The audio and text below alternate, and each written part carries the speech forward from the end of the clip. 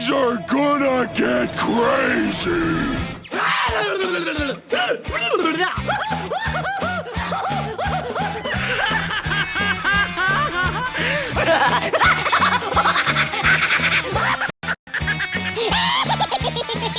Most everyone's mad here.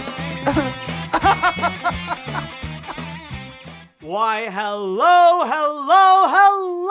ladies and gents, and everyone all around. Welcome to another fun-filled and very exciting episode of AniMat's Crazy Cartoon Cast. Now, before we go and get things started, I just want to take a moment and have a little bit of a moment of reflection.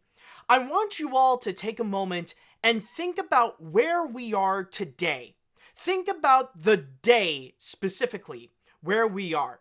Now, it's not necessarily the day like right now as we are recording it that's anything like unique or special or anything like that, but I want you all to think and realize that already we are in the month of May. We're already in May. That means that we just went through an entire month of this whole pandemic. Like, it really just came and went. And I know technically, in the case of North America, like, it really started in the middle of March. Oh, and by the way, thank you for, special thanks to Daniel Is the Vasquez for subscribing to this channel, so thank you so much. But anyways, back to what I was talking about. We have just went through an entire month of the whole pandemic with April. Like, we just, started with April, and then, April already ended, and now we're already in the month of May. I just want you all to take a moment and realize how time quickly flies by, and that as long as we are maintaining the regulations and doing what we are supposed to do, then the thing is, time will continue to fly by fast, and this pandemic will be over as soon as you know it. So take this moment and really reflect upon how time really goes by so fast that maybe this pandemic will end up becoming over sooner than you would expect, regardless of how the situation could be. Maybe the case would be that we'll suddenly see the curve really go down quick, or maybe someone might find a vaccine sooner than you would expect. But that's the key thing that I want you to go and reflect upon. And with that said, even though this pandemic is still alive and well, especially in North America, and I know there are a few places as well that are still active with the pandemic, but as long as we keep ourselves at home and only go out for the essentials, as long as we continue to go and wash our hands, as long as we practice social distancing, and as long as we do all the other practices to not make us sick and to avoid COVID-19. Oh, and by the way, just on a side note, thank you to Yami119 for the subscription as well. Oh wow, already I'm just starting and already getting more Twitch subscriptions than I expected. But as long as we are doing these practices and we continue doing these practices, we are going to be okay. I know the numbers of how many that are infected and how many deaths are frightening, but as long as we keep on practicing, and as long as we stay at home, and as long as we stay safe, then we will be okay. Just so as long as we don't end up like these reopening protesters, which, let's be honest, let's call them for what they actually are, terrorists. Because the thing is, with the way that they're walking around with their assault rifles, they're no different than the lunatic from Nova Scotia. And I mean, and also special thanks to our Prime Minister, Justin Trudeau, for the ban on many assault rifles. I believe more than 1,000 types of assault rifles are now banned in Canada, which is absolutely fantastic. So special thanks to him. And with that said, like, the thing is with these terrorists, basically, yes, they're white, yes, they're born in America, but that doesn't make them any different than freaking ISIS with the way that they're trying to spread terror and they're trying to spread fear just so they could go and get what they want. So as long as we don't act like those terrorists, and as long as we keep ourselves safe and do the practices, then we are going to be okay, and this pandemic will be over sooner than you would think. Okay, so now with all that said and done, let's go ahead and get on with the show. Let's get this show on the road now. So I would like to go and ask the chat wall, are you all ready to get things started with AniMat's crazy cartoon cast? Let me hear it, folks. Are you all ready? Let me hear it. All right, are we ready? Yes, yes. Oh, it seems like people are definitely prepared. Yes, that is great to see. That is great to hear. So now, with all that said and done, I think it is time that we shall go and get things started. And with my first story that I have today, I have to go and be a bit humble right now. And I have to go and admit something that in the past, I was honestly wrong. The thing is that beforehand, when I talked about this movie in the past, like even before when the pandemic like really hit hard on us, I was honestly pretty doubtful. Like, I knew it was going to be successful, but I didn't think it would make that much of an impact in the industry because of what it is. I mean, it's like a simple animated sequel, so I didn't really thought too much about it. But it seems like with what has happened this week, I guess I would say that I was wrong, and I do apologize to it for underestimating its power. And of course, what I am going to be talking about is going to be the one movie that I guess I could say right now is the most talked about animated feature of 2020, Trolls World Tour. And wow, much sooner than I ever thought, we already got the numbers. Like, honestly, I was expecting that these numbers would appear after its cycle with its digital rentals. I thought that when the digital rentals would be over and Universal would be done with that, that's when they're going to go and release the results. But Universal decided on April 28th that they would immediately go and reveal the results on how well Trolls World Tour has done. And apparently, it has been very successful, where on April 28th, they have revealed that apparently it has been downloaded for rentals nearly 5 million times, meaning that the movie itself has actually earned almost $100 million in rental fees. Now, the big question from there is, how much did Universal made from that? Like, of course, they're not going to get all that close to $100 million. Of course, there has to be some kind of, like, a bit of a deal that they would have to do with the digital rental people. Now, it is true that it is a system that's a little bit similar to the box office, but the thing is, with the box office, in order to fully understand how much they get in terms of revenue, or at least the basic understanding of it, it requires a lot of complicated math, where you take the domestic number and you got to split that 50-50, and then you got to take the international number and you got to split, like, you got to take, like, on average a third of what's been said at the international box office, then you got to add the two, and then, like, you got to subtract, like, the amount of the budget and stuff like that. It's all, like, complicated math. Like, thankfully, considering that math is actually a part of my name, literally. No, funny enough, I'm actually really good at math, so I'm able to go and do that and actually calculate all the box office things to truly know how much the movie actually earned and if the movie actually gained anything from it or lost anything from it.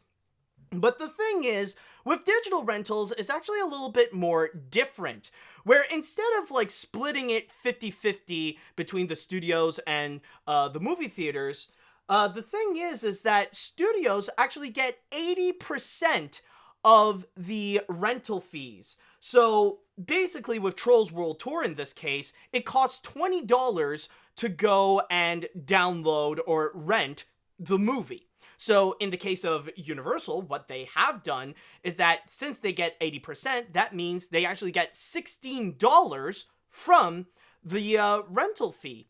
So that means in total, I guess, actually, I'm going to go and read here from my source here on the Wrap, because they actually said it best. Trolls World Tour has already produced $77 million in revenue, more than the original 2016 animated movie did for the studio. An individual with knowledge of the figures told The Wrap. The original, produced with a $125 million budget, grossed $153.7 million domestically and $346.9 million worldwide. And the production budget on World Tour is said to be about $90 million, the individual said. So already, now, at this point, or at least as of this article, Universal has yet to fully make their money back on Trolls World Tour. They've made $77 million, the budget is $90 million. It would require a few more rentals in order for this movie to officially be a hit. But more bigger than that is actually going to be regarding its impact. What Universal will do afterwards, because apparently it seems to be quite an influencer and already a major sign that this is a major success to Universal, that this little strategy, this little risk of taking Trolls World Tour and put it out on digital instead of just waiting to go and put it out on the big screen, this will eventually pay off for them, and this will end up turning a profit. So what they have done is that they have actually made an announcement, or specifically, the CEO of NBC Universal, Jeff Shell, actually made the statement that the results for Trolls World Tour have exceeded our expectations and demonstrated the viability of playable video on demand.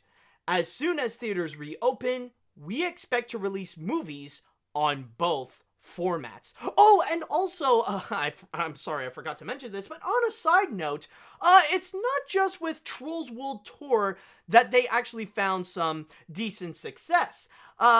In fact, some of their other digital rentals have actually gone pretty well for them, where they actually got an additional $60 million in digital rentals for some of their other titles that they recently put on digital release as well, including The Invisible Man, The Hunt, Emma, and the Never Rarely, Sometimes, Always. Now, going back to the other statement that I made regarding the factor that now, even when theaters are going to be open, they're going to go and release it both on digital for at home and in theaters. They have already stated that the Judd Apatow comedy, The King of Staten Island, will be the first to go and do that tradition, or what they plan to do as a tradition, where that movie is going to be coming out on June 19th, and now they're going to put it out both in theaters and on digital as well. So that's the big thing with Trolls World Tour and what they have done so far. And just like I said before, I was honestly quite surprised to find that they actually released the numbers quickly. Like, I think somewhere they did state that it would be like somewhere in mid-May. Well, like, I guess in a few weeks, where the digital rentals are going to be over for Trolls World Tour, where they decided to keep it on for a month and then just see what happens from there.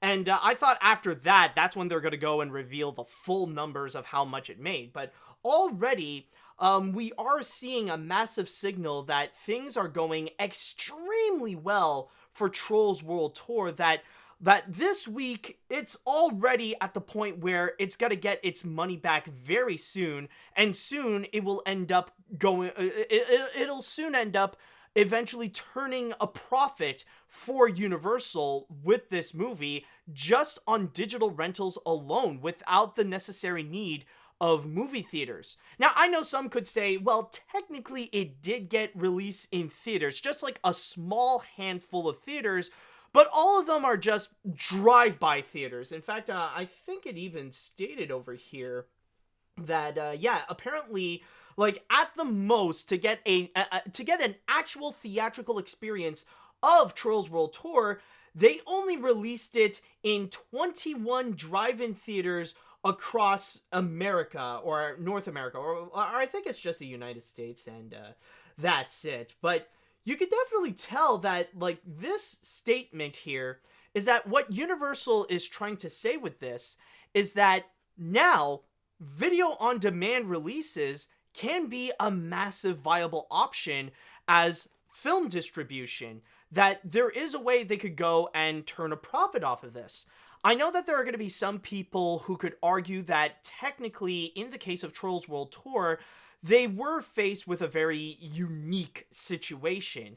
Its success is mainly through the COVID-19 pandemic, and because of that, people were pretty much stuck at home, and especially kids could no longer go to school, and they were at the point that, well, since nothing can really happen, since they can't really go out and about and they can't really go to theaters, then they might as well they might as well just go and download Trolls World Tour as a form of new and unique entertainment, because why not? Some people could say that the situation with Trolls is actually pretty unique, and I do agree as well that I feel like under normal circumstances, if it weren't for this pandemic, then this movie would have easily flopped, or at the very least, it really would not have made as much as it did with the first movie. It wouldn't have reached those numbers as well.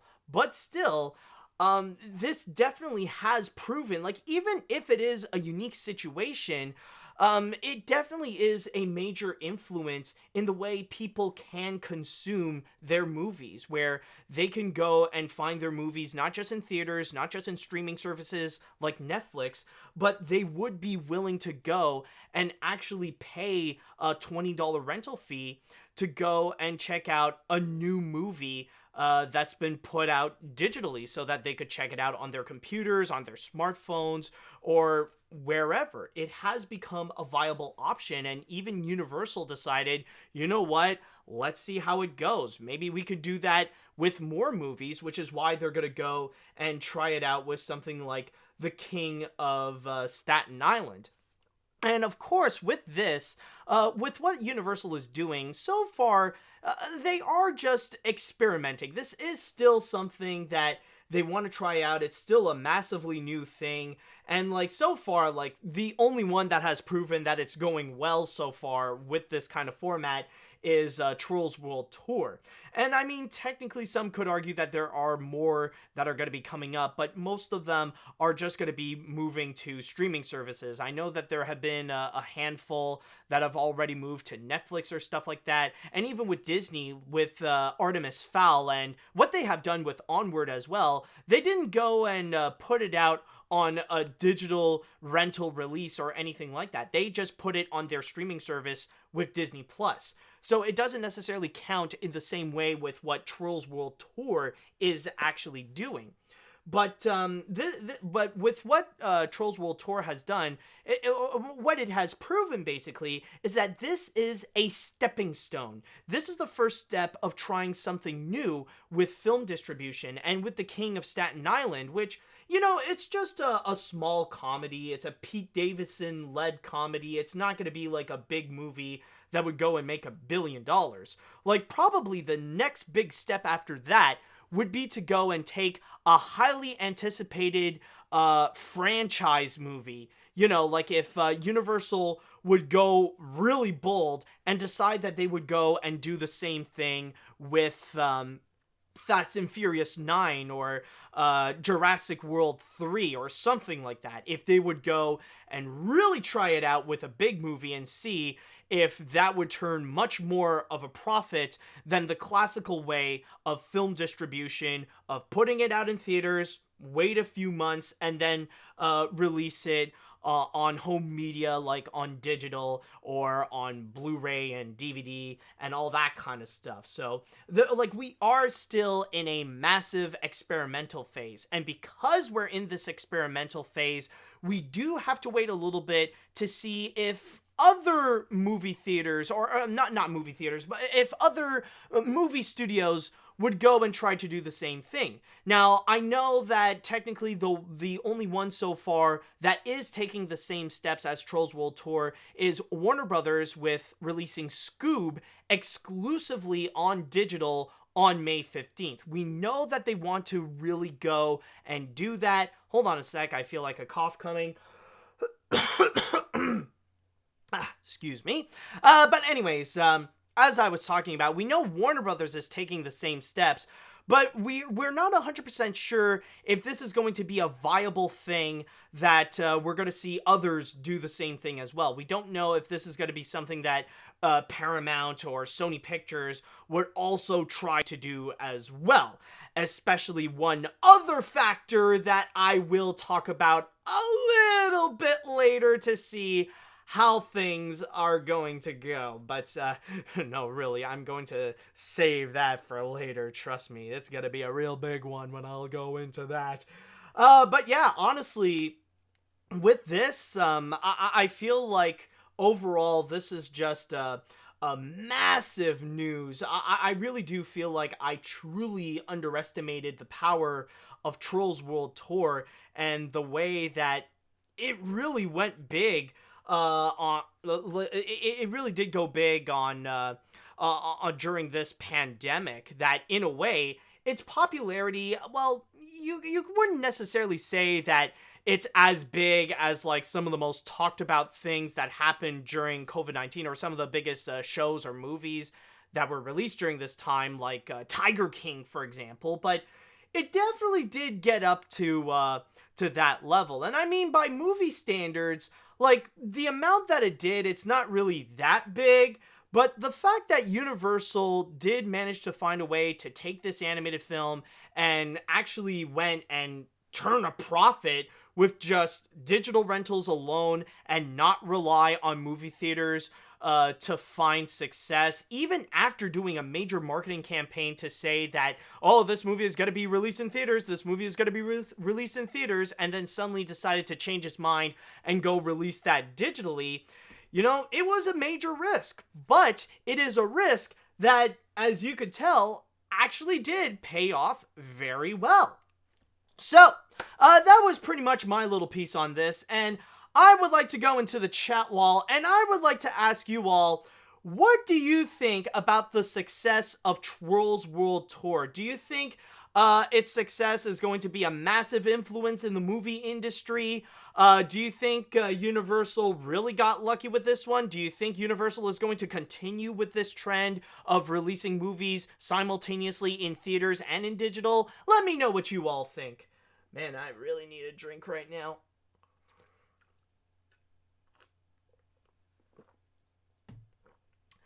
Ah, man, that feels good. Okay, after all that talking, I definitely needed a drink. Okay, anyways, now, let's see what we got here. I understand where Universal is coming from, and I think that it is a good idea for many movies, but I do think that even they know that many movies are made more for theatrical experiences, like with Fast 9 and Jurassic World 3, and oh, excuse me.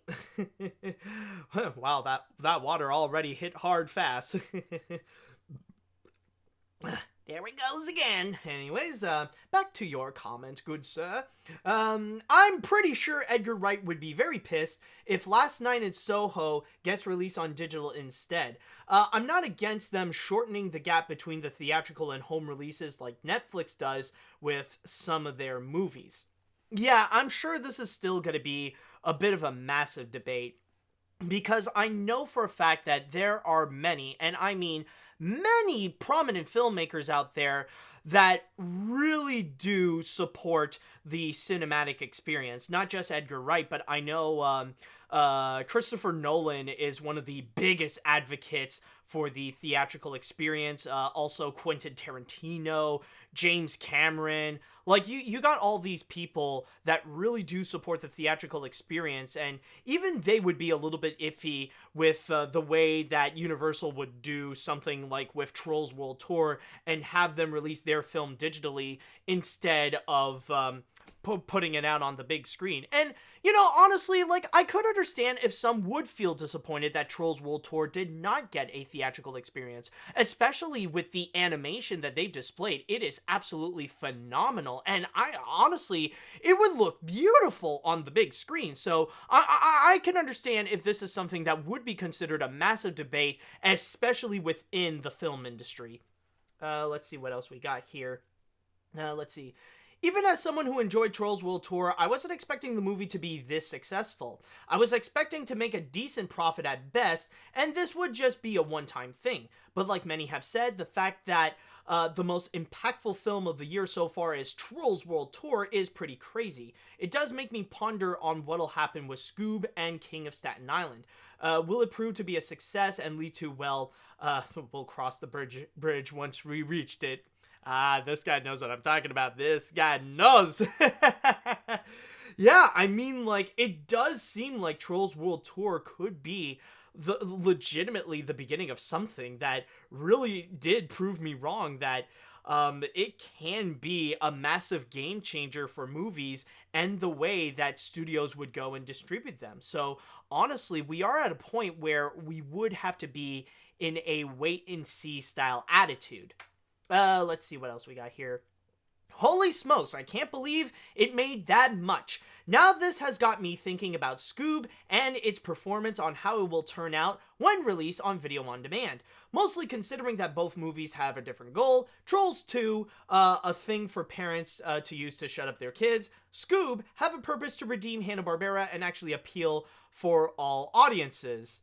Well, I mean, yeah, I guess. I don't know if that is the goal. I mean, like, technically, like, you could say that with Scoob, like, it's gonna be the same goal, that there are still gonna be a lot of families that want their kids to shut up and that they won't have a chance to go to school, or they would decide to not go to school, because that is kind of the key thing that you do have to keep in mind. I don't know how it works in other Canadian provinces or in other states, but I do know that in Quebec, they are planning to go and reopen schools, but it's not going to be a mandatory thing. Like, they're not going to force parents to send their kids to school. They still give out the option if the kids would want to go to school, or if not, or like more for the sake of their safety. And also the craziest thing is that in Quebec, they're only opening elementary schools, and I think, like, beforehand, like, preschools,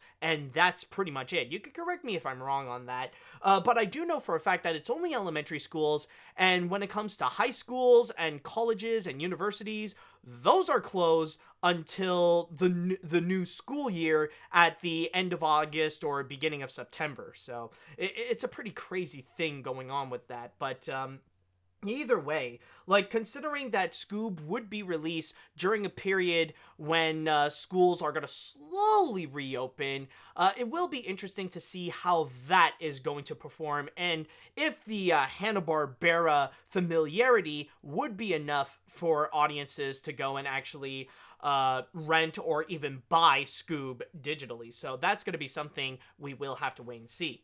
Let's see what else we got here. I'm not gonna lie, this went a lot better than I expected. I feel like this shows how this pays off extremely well. This is also the reason why Scoob is going to be successful. I am also predicting that Sponge on the Run could do this, or Disney could inevitably do it with the New Mutants. Okay, I think Disney should definitely do it with the New Mutants, just to give it a release date, just to get it over with, because holy crap, that thing has been so unlucky with release dates. And as for Sponge on the Run, honestly, I have to disagree with you, because the thing is, Paramount has already moved its release date twice even, where it was supposed to be released later this month, but then they decided to move it to July 31st, and then move it again to a week later on August 7th. So honestly, I feel like Paramount would really have to get out of their way if they really want to release Sponge on the Run much sooner than planned, just for the sake of capitalizing on the digital release thing that's going on that started with Trolls World Tour. So I don't know. I feel like they would really have to get out of their way on this one. Let's see now. Even though I would hold on a sec. Okay, yeah. Even though I would congratulate Universal for making a profit for Trolls World Tour on digital, I am worried that in the long run, theaters won't be as an essential thing for people as studios to go to, and I might go under even long after the pandemic is over. My last theater experience was in February when I saw Sonic on the big screen, although I do hope I'm wrong, and it could still be around in the future.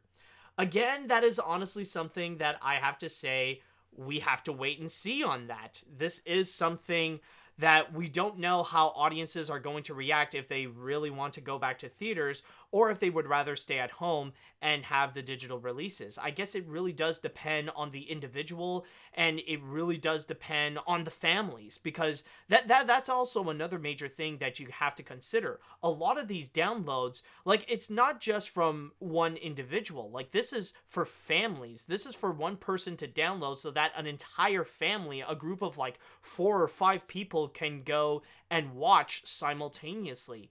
So that's an important thing that you have to go and keep in mind, that we're not 100% sure how things are going to go in the future with the different audiences for different movies. So honestly, this is something that we'll have to wait and see on. I think I'll go and read one more comment before we're going to go and jump onto the next story. Let's see. How about this? I did not expect Trolls World Tour to be making more money than expected on digital, but no matter what, it paid off. Although I'm more interested in talking about the other story, but I'll save that when you get there.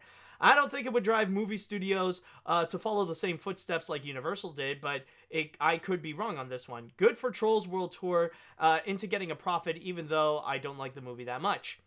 So, yeah, I guess either way, I think the best thing to say at this point is congratulations to the team at DreamWorks Animation for making not only a successful animated feature, but a surprisingly impactful animated feature that could change the course of how we know film distribution.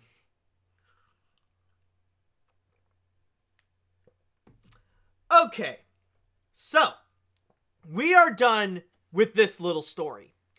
Now, the thing is, what I want to say about what we have just talked about, this is only the appetizer. This is only the pre-show. This is only to give context for the next story that I have here, which is the main story, the big one, what is possibly the biggest movie news of the week. This is the part where it really gets crazy, where this really does get out of hand. Now, even though I have stated that I was wrong on the way that Trolls World Tour, or I was wrong about Trolls World Tour not being that big of an impactful movie, that it would end up being so revolutionary in the way that it would change how we distribute movies and how we consume movies as well. I was wrong on that. But with our next story, it has proven something that I have been right all along. Something that I have told you guys many times before. That if there is one group of people that are upset with Trolls World Tour, that they hate the fact that this has happened, that Trolls World Tour was released digitally instead of the big screen, it is, of course, theater owners. And man, are these people mad. Theater owners are angry. Les propriétaires des théâtres sont fâchés. And the thing is, the National Association of Theater Owners have expressed their anger towards Universal after that they have revealed the amount that they have made with the success of Trolls World Tour and their future plan of continuing this by now releasing their movies digitally and theatrically on the same day, starting with The King of Staten Island. In fact, to read you a little bit from my source here on Deadline, this is coming directly from the National Association of Theater Owners, as it states here, and there's several quotes here, so this is a little bit of a big paragraph. And by the way, just a little bit of a heads up, I will be reading a lot of big paragraphs for this segment here, so just brace yourselves on that one. I will do a lot of reading. So, it is said here, this performance is indicative of hundreds of millions of people isolated in their homes seeking entertainment, not a shift in consumer movie viewing preference. It is not surprising that people under shelter-in-home ordinances for weeks on end, with increasingly limited entertainment options, would take advantage of the movie's direct-to-video on-demand move to keep children entertained, even at a premium price. Universal heavily marketed the title as a theatrical release in theaters and elsewhere for weeks on end. That is unlikely to recur in normal times, and those costs have been disclosed. While Universal may be pleased with the playable video on-demand result of Trolls World Tour, this outcome could not be interpreted as a sign of a new normal for Hollywood. So this is basically the National Association of Theater Owners trying to pretty much say that what happened with Trolls World Tour was just a fad. That they mostly pinned the blame on the pandemic because of its massive success instead of the new move of going video on demand, and it's not going to be as impactful as many people might claim it to be. Now, they would go on and say that Universal does not have a reason to use unusual circumstances in an unprecedented environment as a springboard to bypass true theatrical releases. Theaters provide a beloved, immersive, shared experience that cannot be replicated. An experience that many of the video-on-demand viewers of this film would have participated in had the world not been sequestered at home, desperate for something new to watch with their families. We are confident that when theaters reopen, studios will continue to benefit from the global theatrical box office, followed by traditional home releases. So basically, this is just to say that Trolls World Tour was just a fad, and that theatrical experiences are better. Like, we're better than freaking video on demand. Theatrical experiences are so much better, and they're so much cooler. Which, I will admit, like, even with me, I will say that I do agree, like, I really do enjoy theatrical experiences, but I mean, like, with the way that they're presenting this comment here, with the way that they're displaying their statement, I mean, like, there is a part of it that's, like, kind of petty, and that it does feel like, it does feel like an angry 9-year-old in the comments section. It's like, the traditional home experience, traditional theatrical experiences are way better. They're better than stupid video on demand, and Universal is wrong for doing what they did with Trolls World Tour. But oh man, this is just the tip of the iceberg, dudes. This is just the beginning, because this is just the National Association of Theater Owners expressing their opinion. This is just them trying to say what they think about the whole situation. These are just words here. Because following afterwards, we have seen some action taken. And there are certain other theater owners that they are not just mad. They are frustrated. And when I say frustrated, I mean that they are angry to the point that you'd think this level of anger would only exist in internet reviews. That you would think that this would be something that you thought you'd only find in an episode of, like, The Nostalgia Critic or something. Because then, there are some theater owners who were so mad that they decided to put a whole ban on Universal movies in their theaters. And that is exactly what AMC has done. Yes, AMC theaters decided to go and put a ban on all future Universal films in their theaters. And to go and explain this, I'm gonna go and read a full letter, an open letter that has been written by the chairman and CEO of AMC Theaters, Adam Aron, in which he has written to the chairman of Universal Filmed Entertainment Group, Donna Langley. And I'm gonna be reading here from my source on The Hollywood Reporter. And here we go, guys, because this is a pretty big and pretty heavy letter. So, as it states here, Dear Donna, at this time of national emergency and the coronavirus wreaking havoc on the entire world, I hope that you and your loved ones are healthy and safe. I worry and I wish for the best for the health of all our industry colleagues. Never in our lifetime has there been more challenging times. Amidst a global pandemic as a backdrop, I wish we were spared from also having to address a different issue that arises from Universal's actions currently underway. Oh boy, here it comes! For 100 years, AMC theaters have served as a strategically critical and highly profitable distribution platform for movie makers. And for all that time, the exclusivity of the theatrical release has been fundamental. When a movie is only in theaters, consumers perceive it to be a higher quality entertainment. Countless filmmakers and moviegoers believe that their creative work are best enjoyed by consumers on the big screen.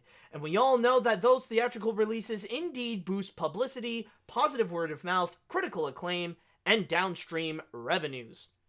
For much of the past 4.5 years, I have been in direct dialogue with Jeff Shell and Peter Levinson of Universal about the importance of a robust theatrical window of the viability of the motion picture exhibition industry. Though at the time, AMC has expressed a willingness to consider alternatives to the current windowing strategy common in our industry, where the aim of such alternatives is to improve both studio profitability and theater operator profitability. Universal stated that it only pursued a direct-to-home entertainment release for Trolls World Tour because theaters were closed and Universal was committed to a lucrative toy licensing deal. We had our doubts that this was wholly Universal's motivation, as it has been a long-streamed desire by Universal to go to the home day and date. Nonetheless, we accepted this action as an exception to our long-standing business practice in these unprecedented times. In today's Wall Street Journal, Jeff Shell is quoted as saying that the results for Trolls World Tour have exceeded our expectations and demonstrated the viability of playable video on demand, Mr. Shell said. And as soon as theaters reopen, we expect a release movie, sorry, kind of fumbled in my words here. As soon as theaters reopen, we expect to release movies on both formats. This radical change by Universal to turn business models that currently exist between our two companies represent nothing but downside for us and is categorically unacceptable to AMC Entertainment, the world's largest collection of movie theaters. And now here comes the big part. Going forward, AMC will not license any Universal movies in any of our 1,000 theaters globally on these terms. Accordingly, we want to be absolutely clear so that there is no ambiguity of any kind. AMC believes that with this proposed action to go to the home and theater simultaneously, Universal is breaking the business model and dealings between our two companies. It assumes that we will meekly accept a reshaped view of how studios and exhibitors should interact, with zero concern on Universal's part as to how its actions affect us. It also presumes that Universal in fact can have its cake and eat it too, that Universal film product can be released to the home and theaters at the same time without modification to the current economic arrangements between us. It is disappointing to us, but Jeff's comments as to Universal's unilateral action and intentions have left us with no choice. Therefore, effective immediately, AMC will no longer play any Universal movies in any of our theaters in the United States, Europe, or the Middle East. The policy affects any and all Universal movies per se, goes into effect today, and as our theaters reopen, and it is not some hollow or ill-considered threat. Incidentally, this policy is not aimed solely at Universal out of pique or to be punitive in any way. It also extends to any movie makers who unilaterally abandons current windowing practices absent good faith negotiations between us, so that they as distributors and we as exhibitors both benefit and neither are hurt from such changes. Currently, With the press comment today, Universal is the only studio contemplating a wholesale change to the status quo. Hence, this immediate communication in response. AMC has invested significant time and energy with Universal executives over the past few years trying to figure out a new window model that would be beneficial both for your studio and for our theater operators. While Universal's unilateral pronouncement on this issue are unpalatable to us and has always been the case, AMC is willing to sit down with Universal to discuss different window strategies and different economic models between your company and ours.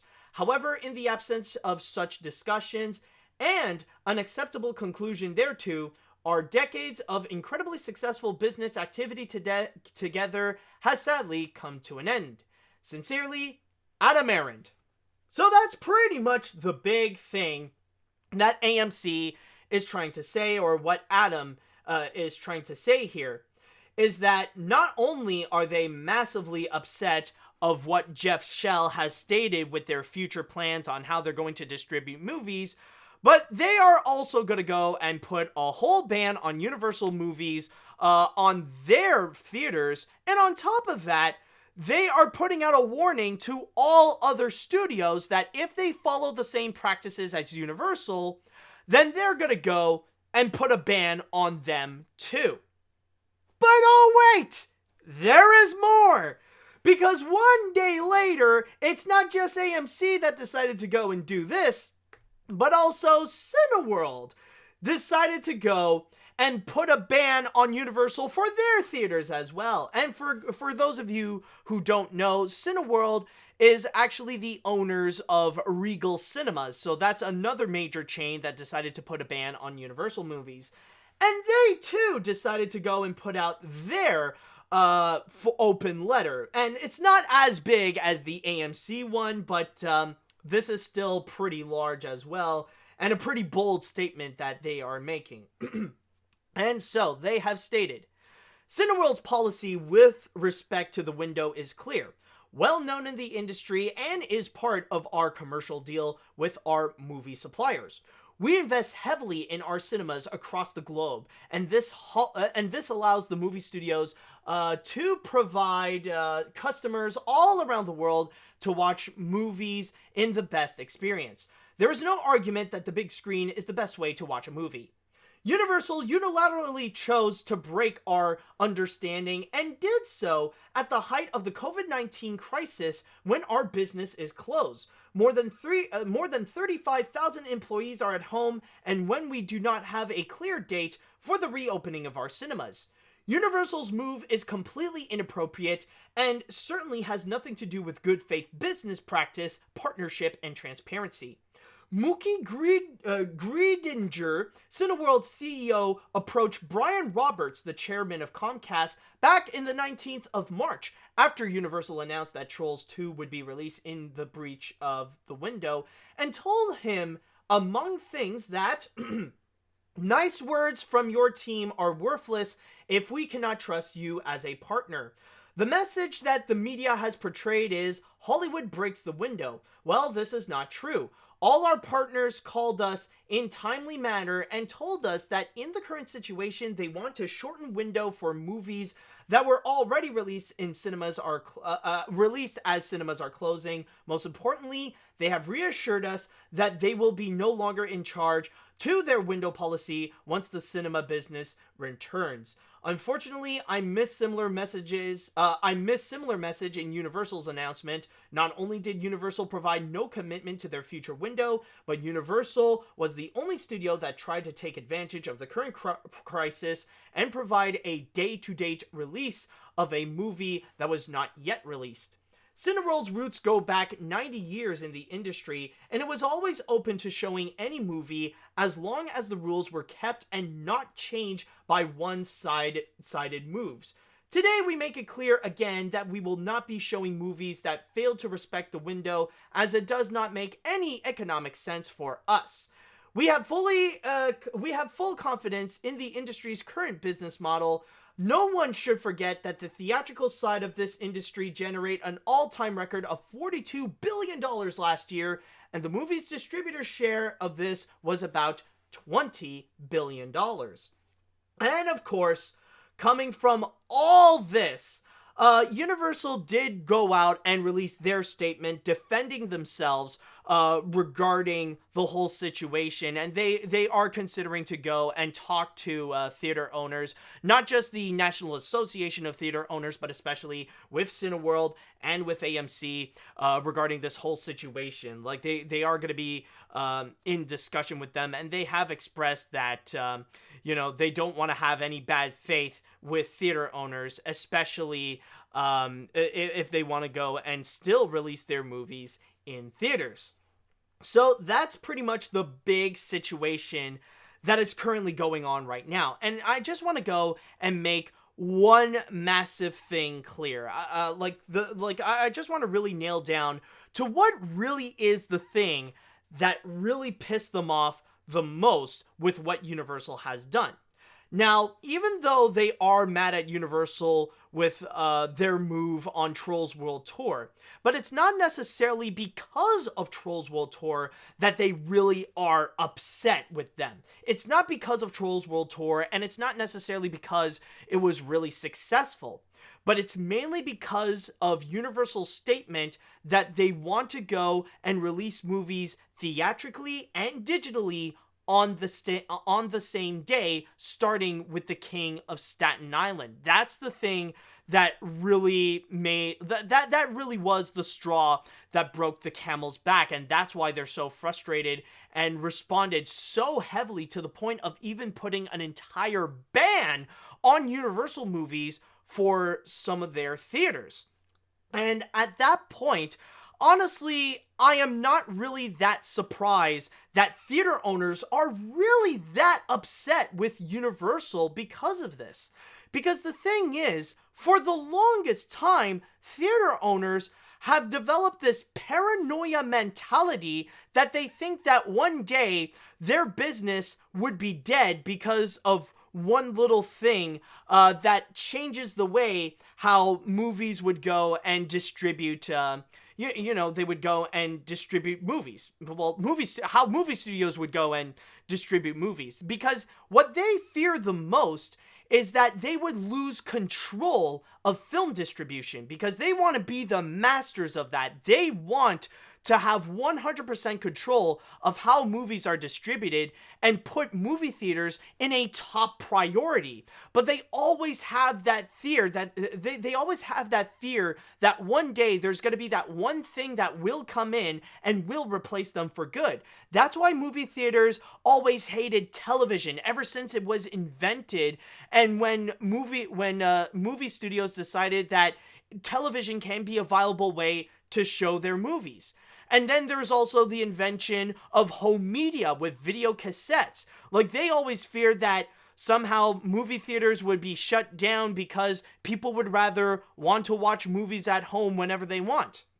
And then there's also the rise of streaming services like Netflix. They've always hated that because they think because because now people can have a choice of not just whatever movie, but like an entire movie library. They can choose whatever they want, and that there are some movies that would be released exclusively on those streaming services like Netflix and Amazon Prime and whatever. They think that those would end up replacing movie theaters. So they always have that paranoia state.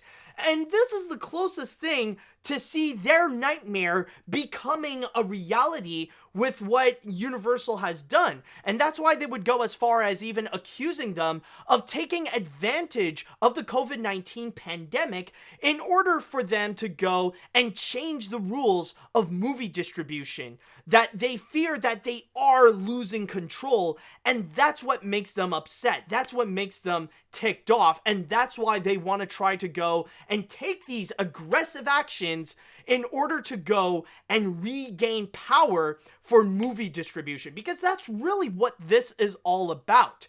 It's not really about Trolls World Tour. It's about it's about retaining the full power of film distribution, and they don't want to give any of that power to the movie studios like Disney and Sony and Universal and Paramount and Warner Brothers and all those guys.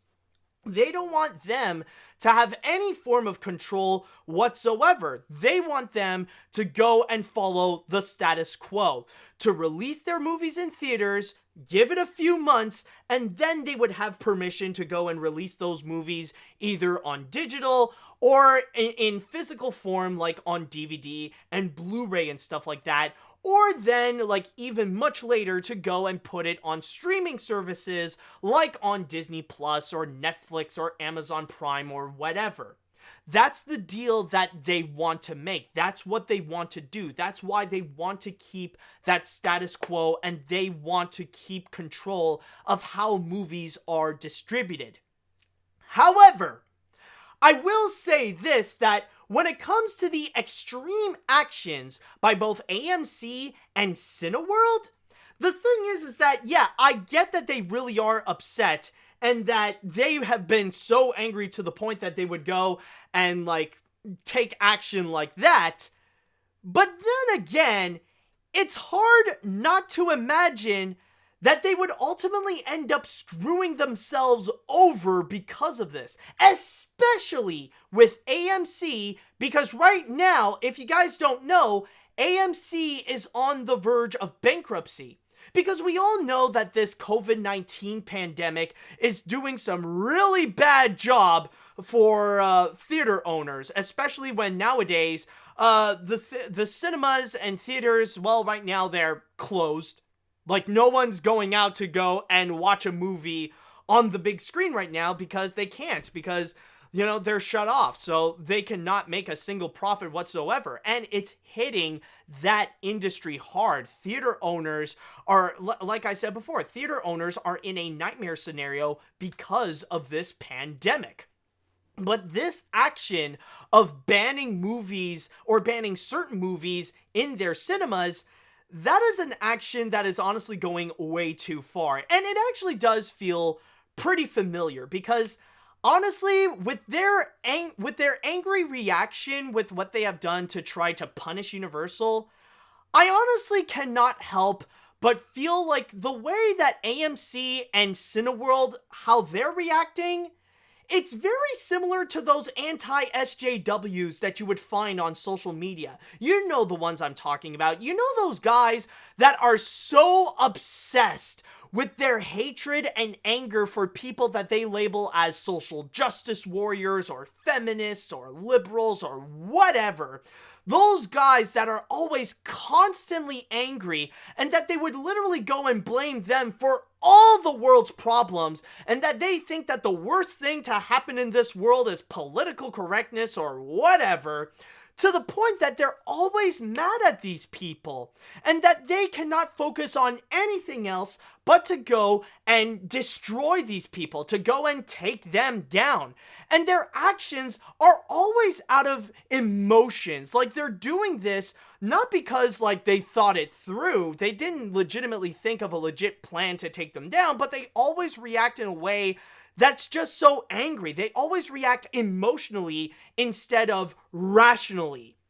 But the ironic thing with it is that almost all the time, and I can guarantee you that, like, probably 99% of the time, this always happens, that when it comes to the actions of the anti-SJWs, whenever they try to go and hurt SJWs or feminists or whatever, they end up hurting themselves more so than the people that they want to go and hurt. Because yes, it is true, like the SJWs and the feminists, they would receive some damage, but that's only temporary. In the long run, they end up becoming okay. Their reputation remains intact, they still have their prominent careers, and they're not silenced. They're still pretty vocal with what they want to say. They still have their ideologies intact. So nothing bad really does happen to them, and whatever bad happens to them is only minor or temporary.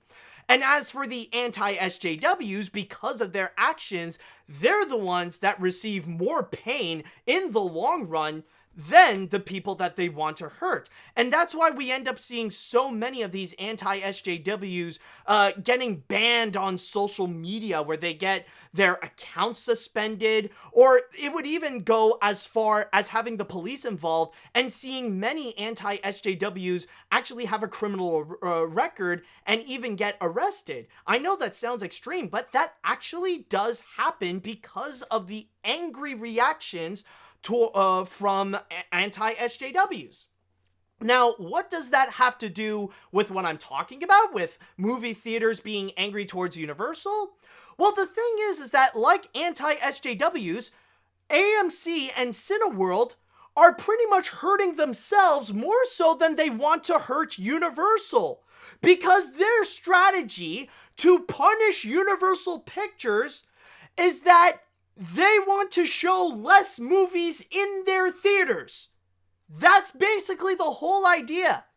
That's their strategy, is that in order to punish Universal, they're not going to put as much new movies in their cinemas, despite the fact that they are losing so much profit fast, and that some of them are near bankruptcy, are near shutting down, are near losing everything.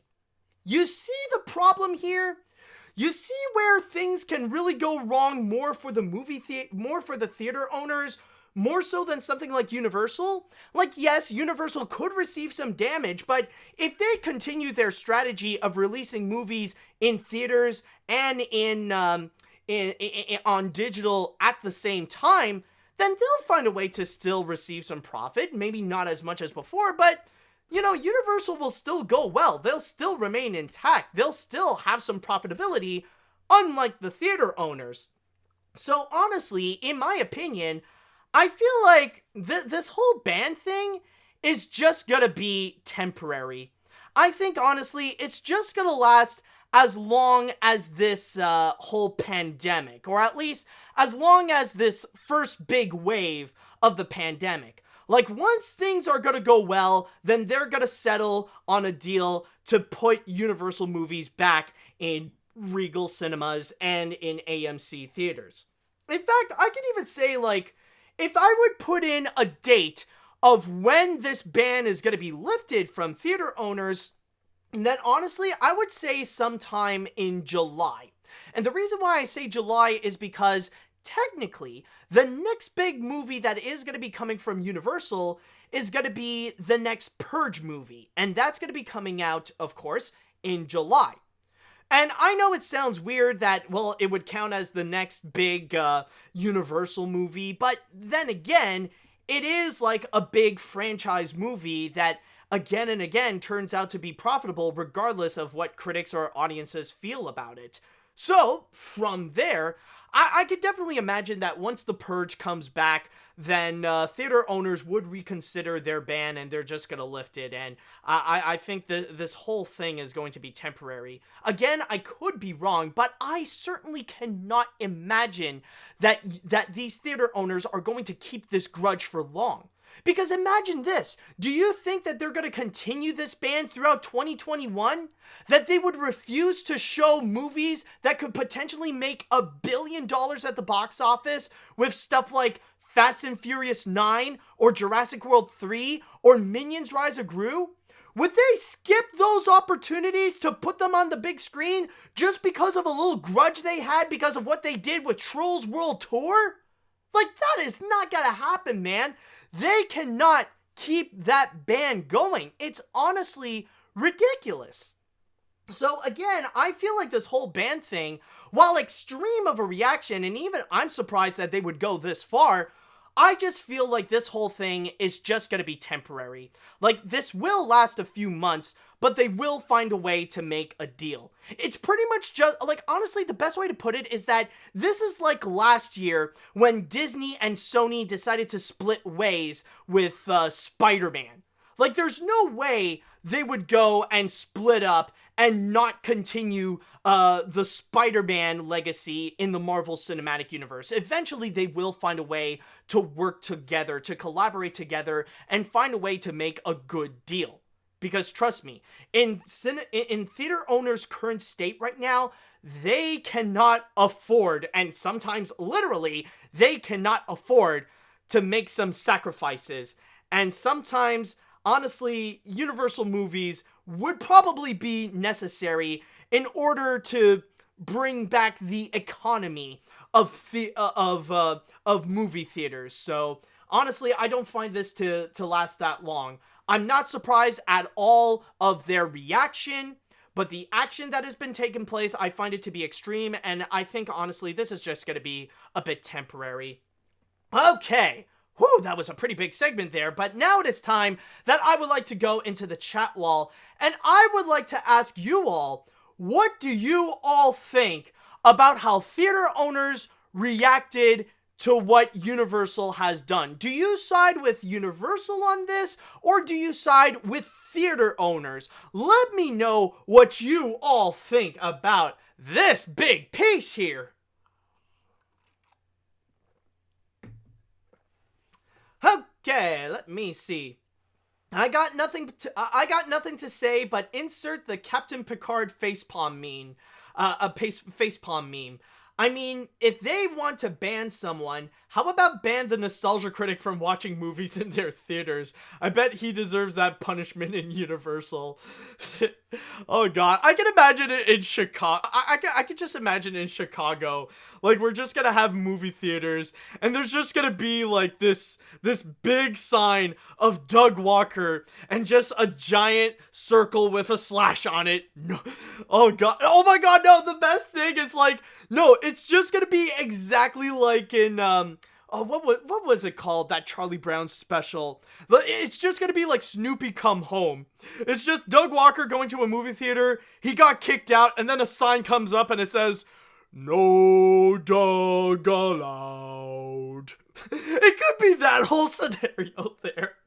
Oh my god, you never know. Okay, anyways, alright, going back into the subject matter. Okay, let's see. I live in Canada, and Cineplex is the only cinema chain I go to. If they ban Universal movies, that would really suck. Oh yeah, as a Canadian, I completely understand where you're going with this. I do, like, here in Montreal, we do have two major cinema companies. We got Cineplex, and we also have Cinema Guzzo. And in the case of Cineplex, it really is the biggest one. Honestly, if they end up banning Universal movies, yeah, that would honestly really suck, so I completely, relate to you on that. Let's see now. I didn't expect AMC and Cineworld to ban Universal movies, but they did. As for someone who goes to Regal theaters for a long time since I was little, I'm disappointed in them, and I do hope they reverse the course so I could see some Universal movies again. Although I don't like the studio that much, but I want Cineworld and AMC to lift this ban because they are going to need them more than Universal needs them in order to survive. And that's probably that's honestly the biggest problem. That's the biggest thing I wanted to say. Like, the biggest flaw with this entire ban of Universal movies in their theaters is that right now Universal is in a position and has proven with Trolls World Tour that theater owners need Universal more so than Universal need movie theaters. So that's why that's why this whole situation really is about control, about maintaining the status quo and keeping full control of how movies are distributed so that they don't go outside of movie theaters to start things off, at least. Let's see now. What else? What else would we have? I find that AMC and Regal's choice to ban Universal movies is just petty. They should really give the studio a second chance and the president of Universal to get back up to plan. Let's hope that this conflict is short-lived like Spider-Man split with Disney and Sony. If not, I guess I won't see Jurassic World 3 in my local Regal anymore. Yeah, exactly. Let's see now. Oh boy. I'm really pissed me off that theater owners refuse to put upcoming Universal films, and I hope not gonna do the same thing in Canada and Quebec with Cineplex, and I think this is going to be the biggest news on the internet of the year. This is the Emoji Movie haters all over again. I don't know if this really is I don't really know if this is like the same scenario as the Emoji Movie, because I don't think theater owners had much of a problem of releasing the Emoji Movie in their theaters. I'm just saying. Let's see now. Wow, this is insanely petty. I get that movie theaters are miffed on Trolls World Tour's success, and I do agree with the National Association of Theater Owners that it seems like a passing trend, but still, dick move. I'm certain this will all blow over and the issue will all vanish with Idris Elba giving a ridiculous delivered "my cavity." I still love that bit. Anyways, but all I want to know at the movie, all I want to know at the moment is what's gonna happen to the movie theater at Universal Orlando's City Walk. Last time when I went in 2017, it was an AMC. Is the theater just gonna implode now? That's honestly a very good question. And now it seems pretty awkward, the fact that an AMC theater is at a Universal theme park. I really don't know. I guess it depends on the theater owner at that place right over there. I mean, what the fridge are they gonna do with that? I honestly don't know. That is honestly a weird thing. You do bring up a pretty good thing right there. Let's see. AMC, which is a company that owns the Carmike Cinemas, is banning Universal movies, and so is the parent company that owns Edward Theaters and Regal Cinemas, but not Alamo Drafthouse Cinemas and Bow Tie Cinemas. The only good thing I could see coming from this is the fact that local theaters like the Bird Theater in Richmond, Virginia, and the Grandin Theater in Roanoke, Virginia, and the will now be the only place you could see Universal movies. Hopefully that doesn't happen with Warner Brother movies. Yeah, okay. I know that seems to be another thing that people might bring up is what's going to happen with Warner Brothers, because right now, as I said before, they're following the same footsteps with Scoob. That will depend on what Warner Brothers is going to do. Like, honestly, I feel like that's going to be a major wait and see, because in this month, not only are they going to be releasing Scoob, but also they're going to be releasing HBO Max. So, in terms of their plan with film distribution, I have no idea with how that's going to go. Maybe they will go and talk with the National Association of Theater Owners in terms of, like, what they're going to do with that strategy, like, in fear of not being treated the same way as Universal. I don't know, but honestly, like, that's another thing I guess we'll have to wait and see with what their plans are. Alright, I'll go and read one more before we're going to jump on to the next story. Honestly, this is a war that neither side is going to win. If Universal starts releasing their movies on both video on demand and in theaters, it's going to piss off NATO even more. And if movie theater chains start refusing to screen Universal movies in theaters, they're going to miss out on all the big IPs making bank for cinemas. Well, tough luck to movies like Minions: The Rise of Gru, Jurassic World 3, Fast Furious 9, and even more. Yeah, exactly. That's the big thing. That's why they gotta reconcile this, because really, that, like, the worst case scenario, and what's unfortunately the most likely case, is that this is a war where nobody is going to win.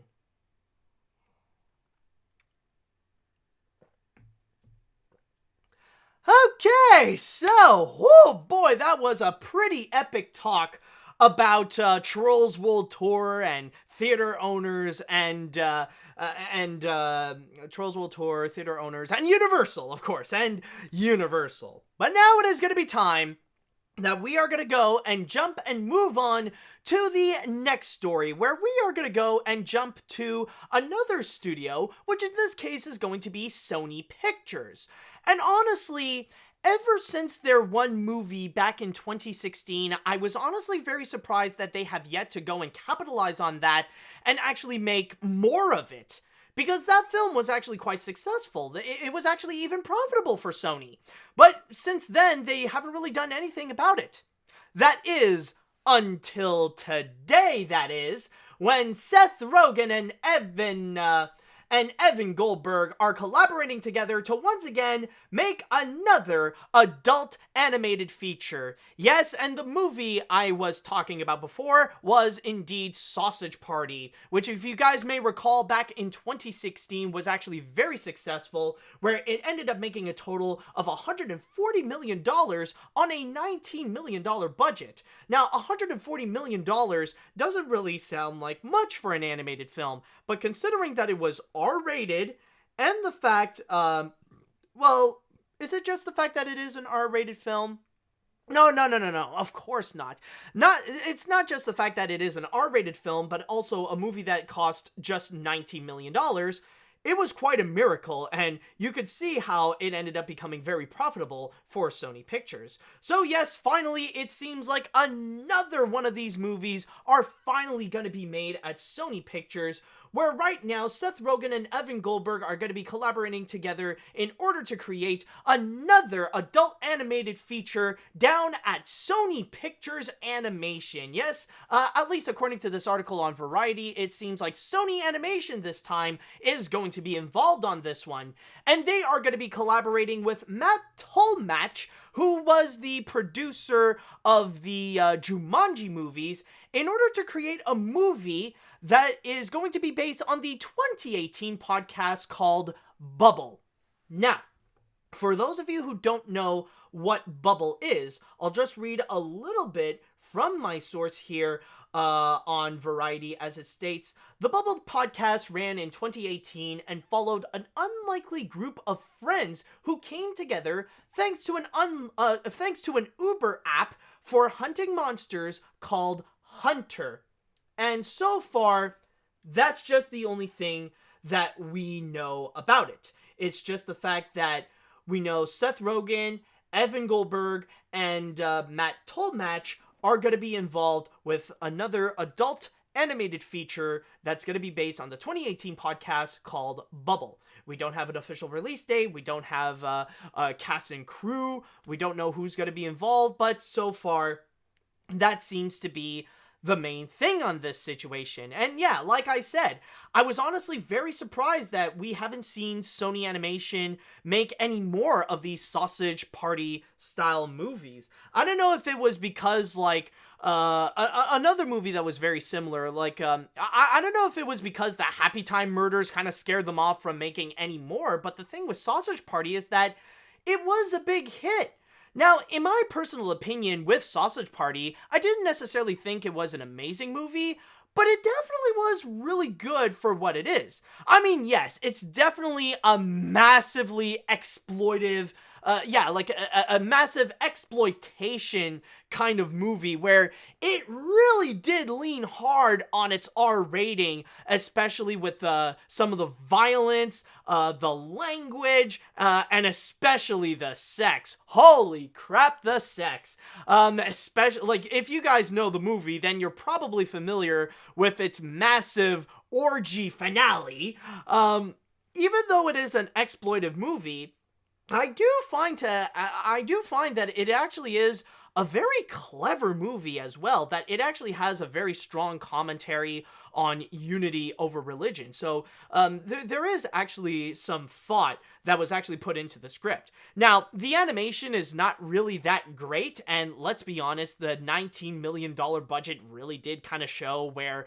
the animation does look a little bit like it seems like the quality would be more towards straight to video more so than like a theatrically released movie. But still, for what they did, it's honestly a really good job. And despite the nastiness, it is a lot more clever than it actually may seem. So, honestly, the fact that, like, we are hearing that another Sausage Party type movie is going to be coming from the same people that made it, you know, honestly, I feel more optimistic. Like, honestly, I would be pretty open to it. And despite how people would feel, because I know that it is a pretty divided movie where there are some that people really, really liked it, or there are some that people really, really hated at the same time. But either way, the fact is, it is still a massive hit. Again, it made $140 million at the box office on a $19 million budget. It was profitable for Sony. So honestly, I'm quite surprised that they haven't done any more of these. Now, I am aware that when it comes to Sony Animation, they are comfortable with the idea of actually making some adult-oriented animated features. In fact, right now, one movie that is in development that is from Genndy Tartakovsky, I believe, is this movie about this dog who's spending his last days before he would ultimately get neutered.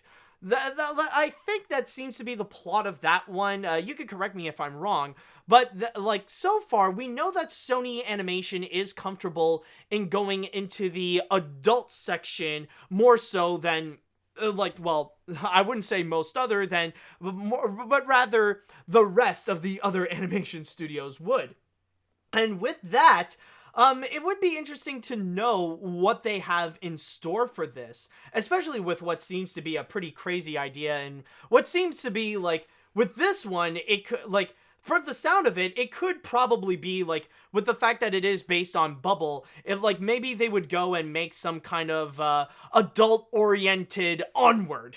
Imagine if you take Pixar's Onward, but make it a lot more adult. Maybe you would throw in a lot of the style of jokes that Seth Rogen and Evan Goldberg like to throw in their movies, put in a lot of sex jokes, put in a lot of drug humor, put in a lot of adult social commentary, or make it a lot more, and especially dealing with monsters and stuff like that, make it a lot more violent with blood and guts and body parts just flying all over the place.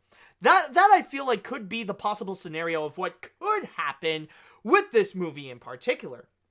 Now, I will say, though, that if there is one thing that I would like to ask Sony regarding this movie, if there's one thing that they should do that I would like them to do in order to make things better compared to what happened with Sausage Party, is honestly, I would like them to go and give this movie a bigger budget, or at least a bigger budget than what they have given to Sausage Party. Because if you guys are familiar with the film and what happened, in terms of the making of the movie, it was stated to be an absolute nightmare, where the animators went through absolute hell and back in order to make this movie. And a lot of it is mainly because one of the directors, Greg Tiernan, I believe, he was behaving like a massive tyrant. Now, even though a lot of the blame was put onto Greg Tiernan and also the studio that made the animation of Sausage Party, Nitrogen Studios, I do feel like Sony should not be off the hook on this one. Now, they shouldn't be entirely blamed, but they should also have a fraction of the blame for this. Because I will say this, a $19 million budget is absolutely stupid for a mainstream animated feature. Now, I would get it if there were some certain conditions, I would understand if it is a movie that would go direct to video, or if it is a movie that is based on a cartoon show, or a TV show, where you want to maintain the same style as the animated series, that I would get. But for a mainstream animated movie where the film would be released worldwide, $19 million is absolutely ridiculous. And the things that did happen when making Sausage Party, I feel like they would not have happened if Sony Pictures would have given them a bit of a bigger budget. Even if it is something like $40 million or $30 million even, at least give them something to work with than just freaking $19 million. It's honestly a little bit ridiculous on their end. So honestly, for this one, hopefully Sony will learn their lesson and maybe give them a bit of a slack. Maybe give them, for this movie, maybe not a huge budget, because this would be an R-rated comedy or something like that. And for an R-rated animated feature, it certainly would not make the same amount of money as something made by Pixar or from Disney. So honestly, if possible, then maybe give them a budget of $40 million or even $50 million. Like, I know in the past, Sony Animation has recently done some movies that only cost them $50 million, and they've managed to ultimately turn out a profit. Like, the Emoji Movie, for example, ended up costing just $50 million, and that's it. So if you can do $50 million for the Emoji Movie, then you can easily do $50 million for an adult-oriented animated feature for this one. So overall, with my thoughts on this, I feel like, honestly, I'm pretty optimistic. I'm actually pretty open to this idea for Sony to make another Sausage Party style animated feature. Regardless of what the theme could be, I would love to see more adult animated features come out on the big screen. It would be fun. And especially with Seth Rogen and Evan Goldberg, I trust them, especially after with what they did with Sausage Party. I like the movie. In fact, hold on a sec, I even went as far as actually get it on Blu-ray, so I did enjoy that. So, hold on a sec, I just need to put it back here. Alright, there we go. So yeah, honestly, I did enjoy with what they did with Sausage Party, so I do trust that they could probably do a good job with this, Bubble movie. Now, we don't have a release date, and this thing literally just got announced, so honestly, it is a situation where we would have to wait and see with how this goes, but hey, maybe this could turn out to be interesting, so we will see.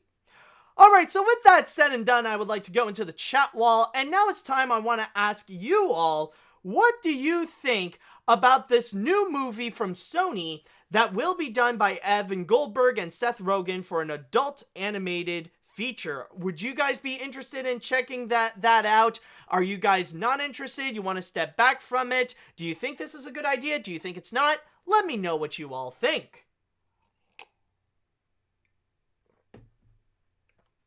Okay, let's see now. Let's see. That is possibly a great news for me since I am a fan of adult animation. I like Sausage Party, Rick and Morty, Robot Chicken, and recently Harley Quinn.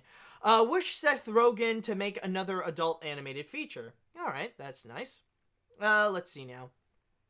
Looking forward to it. My only nitpick so far on this title, Bubble. I get that many films nowadays would rather have a simple title for films like Sing, Frozen, or Epic, but I like to see more longer titles like Snow White and the Seven Dwarfs and Where the Wild Things Are. And I mean, when you're looking up Bubble on Google, is it the Bubble movie or the real bubbles that show up? But then again, although it is based on the podcast, Bubble might just be a working title. Okay, there is no confirmation whatsoever on the title itself. So far, Bubble is just the name of the podcast. That doesn't necessarily mean that it's going to be the name of the title.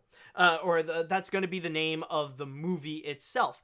And even at that, I will say this, even if it would be called Bubble, I'm sure there is more of a context to it. Because, personally, I have not listened to the podcast. I am not familiar with this Bubble podcast, but probably the name itself has a lot more of a meaning than just Bubble. So, honestly, it is something that we will have to wait and see, and something that we would have to know a little bit more on why the podcast is called Bubble in the first place before figuring out what is going to be the title of this movie. Let's see now. What else do we have here? I am surprised to hear this story. As a Seth Rogen and Evan Goldberg fan, I would be down to see this film considering I love most of their films, including this film and their TV show in the works like Preacher and The Boys. I know they can make a good comedy film, so I trust them. By the way, do you think other studios should make more R-rated animated films like how Sony is doing? Well, I mean, Sony so far has only done the one R-rated animated film, but honestly, I would like to see more. I mean, I don't think Disney is ever going to do some, but, honestly, maybe, like, if a company like DreamWorks or Illumination, what else, or Paramount, I guess those are the only options outside of Sony, would be, like, if either Paramount or DreamWorks or Illumination, if they would be down for it, honestly, it would be interesting. It would be nice to go and spice things up for animated features that they don't always come out as just family-oriented kids flicks, it would be a nice little change of pace. Let's see now. In my days of quarantine, I've recently rewatched a ton of stuff, mostly Phineas and Ferb, and Sausage Party was among them. But with this film being greenlit, I won't be mad with a new R-rated animated movie. I will be if the working conditions are the same. I will be if the working conditions. Or do you mean Oh, I won't. Okay, now, yeah, I will be mad if the working conditions are the same as Sausage Party, but for now, I'm down for it. But here's hoping that the movie's comedy leans more into clever wit other than the haha, look, funny cartoon characters are saying the F word. That's not something that happens in nature. Hopefully, man, because honestly, for the most part, that seems like that's like the Happy Time Murders in a nutshell. Like, you'd think it would be as like raunchy as Sausage Party, but no, it's mostly just puppets saying the F word. It's just that, and that's it, sadly. Let's see now. and Warner Brothers. I almost forgot. Warner Brothers could be viable to optionally make an R-rated animated film for theaters, not just released on not just release on straight to video and stuff. Anyways, I am looking forward to this movie. It's kind of bold for Sony to be the only studio willing to make R-rated animated films nowadays, like Sausage Party, Fixed, and Bubble. I wonder if other studios like Paramount, Universal, and Warner Brothers will make animated films for adults after seeing Sony's success. Well, then again, Sony only made the one success with Sausage Party. You would need a bit of a consecutive series of successes before you would go and have a legitimate success. And especially with Sausage Party, like, I guess, like, you can't really count that anymore because, like, it's a few years old now. Like, it was released in frickin' 2016, and we're in 2020 right now. So, honestly, it's more of a wait and see to know if R-rated animated comedies are still viable in this new age, in this culture. Let's see. I'll go and read one more before we're going to jump into the next story. Let's see.